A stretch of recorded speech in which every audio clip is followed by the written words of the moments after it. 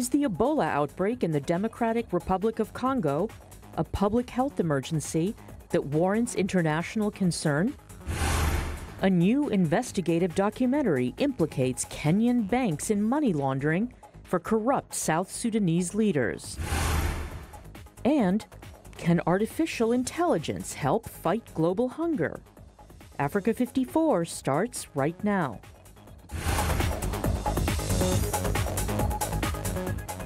Good evening, I'm Esther Gidhui. You're in for Vincent Makori. This is Africa 54. As Ebola continues to grip the Democratic Republic of Congo, the World Health Organization has called an emergency committee meeting for Wednesday to determine whether the country's latest Ebola outbreak is a public health emergency that warrants international concern. Aid organizations are expressing alarm as the rate of new cases has more than doubled in October, and community resistance to Ebola containment efforts in some cases have turned violent. The DRC is currently suffering its 10th Ebola outbreak, but it's the first time the deadly virus has appeared in the nation's far northeast territory, an area active with rebel attacks that health workers are comparing to a war zone. The WHO says the risk of regional spread of Ebola is very high, as confirmed cases are being reported near Congo's heavily traveled border with Uganda. Congo's health ministry says there are now 179 confirmed cases of Ebola, including 104 deaths, with 33 deaths occurring last week. Now to a disturbing story that we first brought to your attention Monday about a charity girls' school in Liberia called More Than Me. It was created by an American woman to ostensibly protect girls from sexual exploitation. But founder Katie Miller stepped down on Monday as the chief executive officer following a report that one of its top officials raped and abused some of the girls. Liberian Macintosh Johnson, who co-founded and helped run the school, was charged with raping girls as young as 11 years old. He died of AIDS in early 2016 before a final trial could be held. To date, up to 3 of the 10 girls who testified against him have tested positive for HIV. A lengthy investigative report about the case was jointly produced by Time magazine and ProPublica. For more on this disturbing story, I'm joined by Finley Young, the freelance journalist, lawyer and researcher who authored this comprehensive report about the More Than Me school, the alleged abuse of the girls there. He joins me from our New York studios. Mr. Young, welcome to Africa 54. Thanks for having me. Let's start off with Kate resigning yesterday, but really, what's next for justice for those young girls? Well, you know, this is a complicated story. It's 13,000 words long, so it's hard to compress. But really, there were 10 girls who testified against Johnson in court. But charity documents and our reporting suggests that many more were probably his victims. One of those 10 girls tested positive. So obviously, at this time, it's really important that those girls, however they get it, receive the care and support that they need. Although obviously, as Johnson has died, there will never be a chance for a full retrial following the hung verdict in the first case. You know, Finley, this is quite some sort of eye-opening story for so many charities that are in Africa and other parts of the world. Who scrutinizes these organizations? Who will bring this kind of charity to an account? Well, we've seen the Liberian government respond very strongly to the reporting in just the 4 or 5 days since it went live. And that includes the film as well, which I think has been widely viewed in Liberia. I think that there's a combination of different factors involved. It involves donors, those who have supported and empowered More Than Me, who in turn empowered Johnson. And then there's also, in Liberia, the scrutiny that comes from government and the extent to which different ministries, both in terms of accreditation, in terms of quality control, can be involved in making sure that non-governmental organisations are working as they say they're working and are taking the requisite care to make sure that the children they're purporting to help are not endangered. So what's next for Katie? Jail? I think it's hard to say, and what accountability means in this story is really complicated, and it's not something that our story speaks to. We just sought to establish exactly what happened on the ground based on as much reporting as we could do. I think that certainly what's been encouraging is that the organisation has apologised and said it's profoundly sorry to the girls and conceded that it failed them on the ground, which is not something they were willing to do when we interviewed them in advance with full disclosure about what we were going to report. And I think that they have taken steps since 2014 to increasingly safeguard the girls, but right now there are a number of inquiries taking place in Liberia, both from the Liberian government and also internal to More Than Me, to really establish and fully audit the organisation and to ensure that its processes are in place to really keep children safe. Well, you broke this story and it's spreading. I mean, it's kind of trending right now in Liberia, but it is worrying as a parent, and even for a country like Liberia that just came out of civil war. So much pain on such young girls. How does somebody explain something like this? And then Kate Maya has been awarded. Are those awards going to be taken away? What action can really be taken to compensate these girls? Well, obviously that's a question for authorities in Liberia. For us, we report the facts and then hopefully the appropriate action is taken. It's a hugely disturbing story. It was immensely difficult to report. But it also reflects this particular period in Monrovia where More Than Me, the charity, started up. In that time, there was very lax oversight of a number of different organisations who were operating in Liberia, and really a sense that because of the struggles following the conflict, that any help that could be given would be gratefully accepted. And I think that that's beginning to change as time has passed since the conflict now. But yeah, it certainly speaks to scrutiny, it speaks to issues of justice, and it speaks also massively to the idea of transparency and how can international organisations operating in complicated contexts really be held accountable and be made to be transparent about the work that they are doing. Finlay, thank you so much for your investigative reporting. Thank you for having me. Finlay Young is a freelance journalist, lawyer, and researcher. A new investigative documentary has implicated Kenyan banks in money laundering for corrupt South Sudanese leaders. Protesters in Kenya took to the streets of the Kenyan capital, Nairobi, last Thursday to demonstrate against war profiteering. Rael Ambor has more from Nairobi. Protesters, some of them South Sudanese, marched in Nairobi to demand that Kenyan authorities freeze assets of corrupt South Sudanese leaders and sanction Kenyan banks for money laundering. Daniel Yo Deng is a South Sudanese activist who was injured in his country's civil war and is bound to a wheelchair. These people, they have taken a lot, and they are not doing anything. What they are doing is just to kill the common people. So we are tired of killing, because they can kill people using, they say there is our position, or the failure is being objected to other people. So we need this protest or solidarity which has been given by civil society in Kenya to be implemented. Actually, we need this money to be praised. The protest was sparked by The Profiteers, a three-part investigative documentary uploaded to YouTube by Kenyan-based production house Africa Uncensored. It alleges top South Sudanese officials laundered stolen funds and war proceeds through Kenya's banks, bought Nairobi property, and are being protected by Kenya's military. Millions of dollars from South Sudan. John Allan Namu is the investigation's lead reporter. We have a very positive past with South Sudan.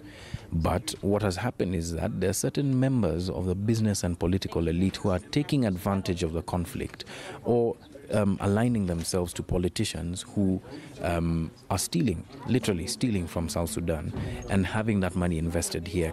The documentary was screened this week at a Nairobi theatre after Kenya's KTN News scrapped a planned broadcast over a content dispute with Africa Uncensored. Are you traveling back today? Kenya's military has not commented on the allegations. Kenya's Bankers Association addressed protesters but did not confirm nor deny South Sudanese money laundering. Spokesperson Nuru Mugambi agreed to work towards ending unlawful money flows. We are aligned with your cause to reinforce the banking system and by doing so eradicate money laundering, financing of terrorism, and other economic crimes. South Sudan's 5-year civil war has killed an estimated 382,000 people and displaced more than 4 million from their homes. A power-sharing deal agreed to in July by President Salva Kiir and rebel leader Riek Machar has raised hopes for an end to the conflict. But activists fear the peace deal, if it holds, would insulate South Sudan's leaders from corruption charges. Rael Ombor for VOA News, Nairobi. Hundreds of civilians have fled their homes in South Sudan's Yei River State amid 4 days of deadly clashes between rival armed opposition groups. Fighting erupted Friday between the National Salvation Front and the SPLA-IO. An SPLA-IO spokesperson confirmed that fighting continued Monday and accused the National Salvation Front of attacking SPLA-IO positions. Meanwhile, the government of South Sudan has endorsed the September 12th revitalized peace deal as required by the Constitution. Now, for more on South Sudan politics, I'm joined by Brian Adeba, Deputy Director of Policy at Enough. Brian is also a native of South Sudan. Brian, welcome back to Africa 54. Thank you. First of all, your thoughts on the story that we just ran about both opposition figures and the government people on side profiteering from the ongoing civil war in South Sudan. Yes, it reinforces the fact that across political divides in South Sudan, corruption is prolific. And it reinforces also the idea that those who are behind this corruption should be held accountable. Even though we have a peace deal right now, the peace deal does not contain very strong provisions in it that will stop this corruption. And without this corruption being stopped, it will incentivize another war. And so it behooves of the international community to keep an eye on South Sudan and ensure that the corruption that originates from there is timed. What about the neighboring countries where some of these, generals and figures are said to be hiding? They live in, they have a lot of money. I mean, life goes on well for them. So it's like they don't really care about this deal that it has been revitalized. The war goes on and they continue to benefit. Who brings them to account? So the role of the neighboring countries is very important. Corruption in South Sudan needs third parties to ensure that it actually occurs. And the financial sector in Kenya and Uganda is crucial to this looting of the state in South Sudan. It is important that the government of Kenya and Uganda take steps to ensure that the financial sector in Kenya or Uganda does not become a facilitating organ for the looting of South Sudan. And this is very important because for Kenya, for instance, which wants to build itself as an economic powerhouse in the region, if its financial sector is not secure, if its integrity is in question, then that plan, that idea will not succeed. Now, Brian, maybe in 30 seconds, when do we expect to see this revitalized deal really take shape? When is Riek Machar returning to South Sudan? Well, there is a provision in the agreement that says there's a pre-transitional period, which is 8 months. And then the transition period kicks in, and that's when he will return to South Sudan, hopefully. Brian, thank you very much, as usual, for talking to us on Africa 54. Brian Adeba is Deputy Director at Policy at Enough. Now, still ahead on Africa 54, challenges that prevent technology from helping to feed the developing world. But first, a look at Tuesday's headlines.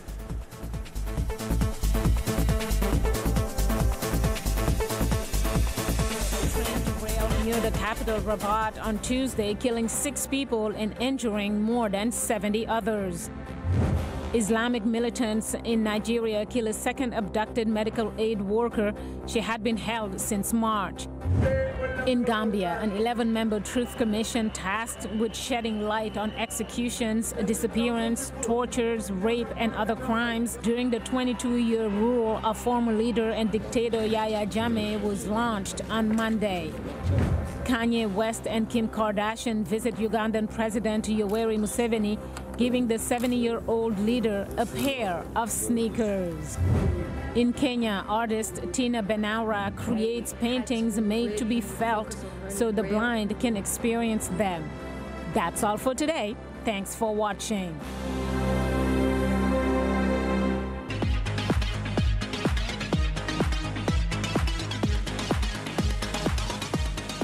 It's time now for our health report, and joining us now is Africa 54 health correspondent Lino Mudu to tell us about today's World Health Day.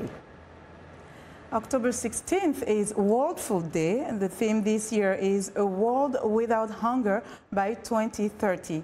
The initiative aims to promote awareness and action for those who suffer from hunger and for the need to ensure food security and nutritious diets for all. Advances in technology and artificial intelligence can help feed the world, but there are challenges that keep first world technologies from reaching the developing world. VOA's Elizabeth Lee explains. Hunger affects 1 in 9 people globally, and that number is rising. Poverty is not the only reason why. Increasingly, we're also seeing hunger caused by the displacement related to conflict, natural disaster as well. Humanitarian organizations are turning to new technologies such as AI or artificial intelligence to fight global food insecurity.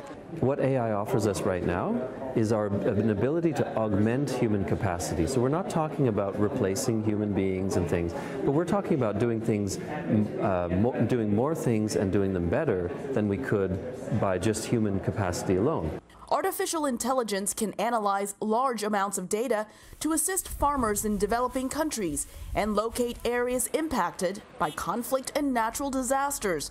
The data can then be accessed by farmers from their smartphones. When you take geospatial data and soil mapping data and use AI to do the analysis, it can send me the information. So in a nutshell, it can help me when to plant, what to plant, how to plant. When you start combining technologies, AI, robotics, sensors, that's when we see magic start to happen. On farms for production, to increase crop yields. But the developing world is often the last to get new technologies. 815 million people are hungry, and I can bet you that nearly 814 million out of the 815 million do not have smartphone. And even when the technology is available, other barriers still exist. A lot of these people that we talked about that are hungry, they don't speak English. So when we get the insights out of this technology, how are we going to pass it on to them? While it may take time for new technologies to reach the developing world, many hope such advances will ultimately trickle down to farmers in regions that face food insecurity. You've invented the technology, the big investment's gone in. Now you're modifying it, which brings the cost down as well.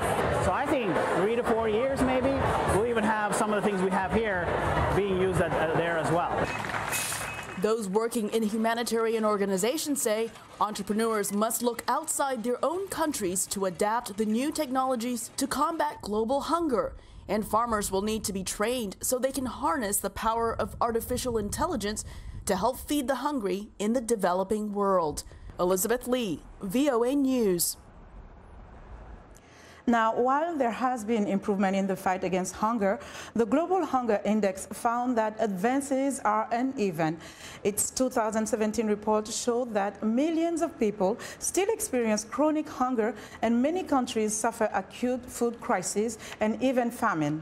Joining me now to discuss the issue is Asma Latif, Director of Bread for the World Institute. Ms. Latif, welcome to the show. Thank you very much for having me. First of all, let me have your take on innovation in terms of fighting hunger. Where we stand now with regards to the global hunger crisis, how do you see innovation, or at least what type of innovation can help? Well, we absolutely will need innovation and new technologies, new science to address hunger in the coming years. The impact of climate change in all parts of the world is really affecting agriculture in many ways, and we'll have to be innovative in the ways that we deal with those changes. So when we look at this issue of hunger, what is the main problem as of now? You mentioned climate change, but we also know that food, there's no shortage of food in some areas of the world. It's more access. So what is the main issue now? Well, there are many things that are happening. For decades, we were seeing quite significant progress on hunger issues, but the UN agencies recently released their report in September that suggested for the 3rd year in a row that we're seeing an increase in hunger worldwide. And their analysis really points to 3 issues. One is conflict.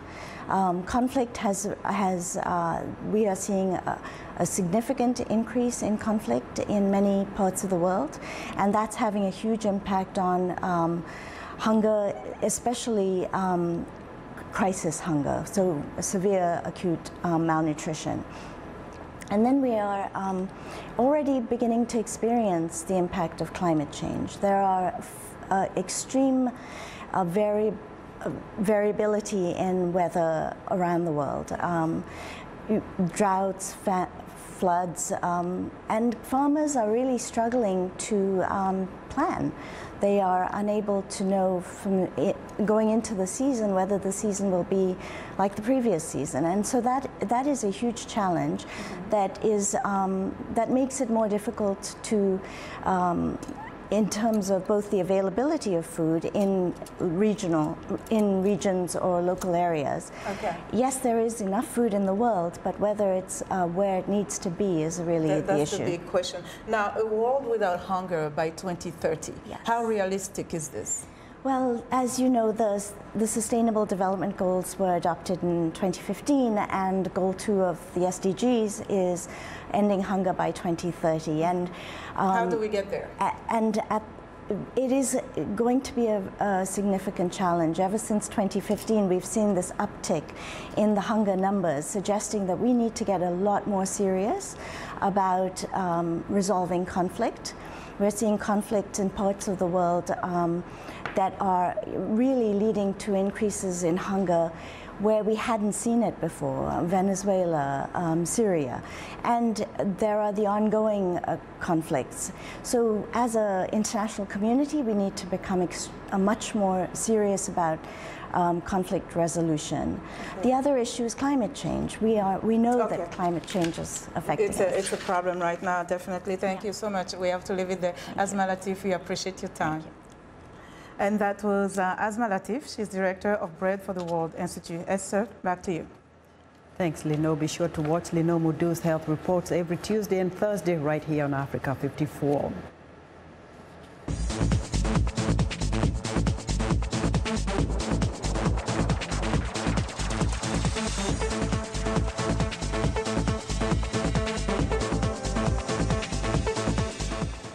Now, earlier this year, VOA journalists Chris Simpkins and Jeff Swickard embarked on a year-long special project to document the U.S. opioid crisis as experienced by Americans struggling with the epidemic in their own lives and careers. The result is a series, The Damage Done, Leaving the America's Opioid Nightmare. On Tuesday's episode, we meet a North Carolina police chief in a community overwhelmed by addiction. He decides arresting people isn't enough to solve the problem.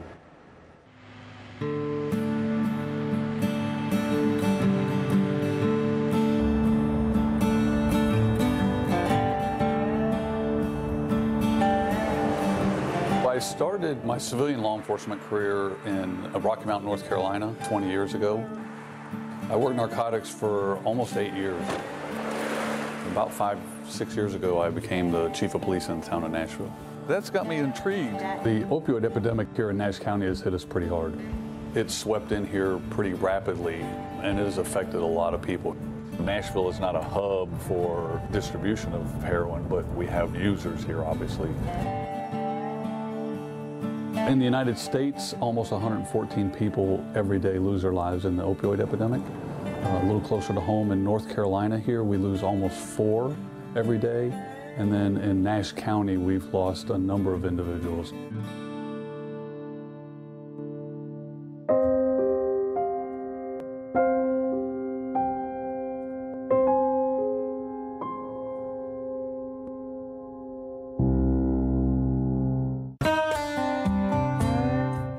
Ladies and gentlemen, please welcome Chief Bayshore.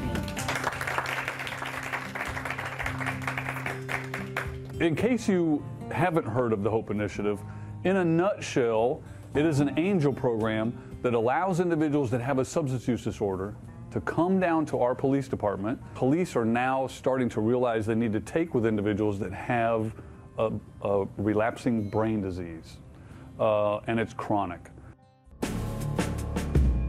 What led you here today? I'm just tired of life. I'm ready to start over. Christina came into the Nashville Police Department with her mother one afternoon, and she was obviously needing detox. My biggest fear is getting the phone call that she's OD'd. It's a voluntary program when individuals come through the HOPE initiative, and so we let them know right up front that we're not holding them against their will. It really is up to them to see the process through, but we'll be there to help them as they go through that process. Brain science says that it takes a minimum of 90 to 120 days, 3 to 4 months, for your brain to start to function the way it did pre-use. Right. You're not gonna be able to do it in 30 days. In order for you to get to a point in your life where you're in a good long-term sustained recovery of 80+% being successful, it takes 5 years. So this is gonna be something you're gonna struggle with for a while, but every day is going to get better for you, okay? We basically are wanting to get some kind of drug awareness and prevention into the school systems. If they can tell my daughter about sex, then they can tell her about heroin. The fight against the opioid epidemic can't be conquered by one individual or even one entity. It has to be truly a community that does the work together. We're very fortunate that we have a good core group that's dedicated. In a moment's notice, you know, they'll come and assist with individuals. They'll help provide transportation to treatment facilities. They will set up information booths at different events.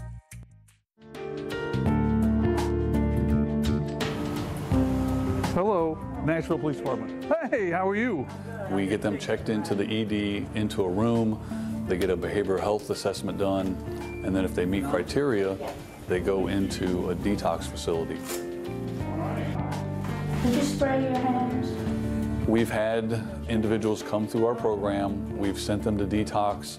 They decided at that point they didn't want to follow through with their recovery. They returned to the streets, returned to using again, returned to a life of crime. So Mom's here. Got the shakes. For the past 2 years, there have been many days where I just wanted to throw my hands up and say, this fight is too big for me. But then the sun comes up the next day and somebody else calls and asks for help, and it's very hard for me to say no. That's part of it, ain't it? Yeah. Now, on Wednesday's episode of The Damage Done, Leaving the America's Opioid Nightmare, will take you to Philadelphia, where the police have moved in to clear out encampments of addicts in the city's Kensington neighborhood. Now, the question is, where do they go next? You won't want to miss it, so be sure to join Africa 54 on Wednesday. That's our show for today. Good night from Washington.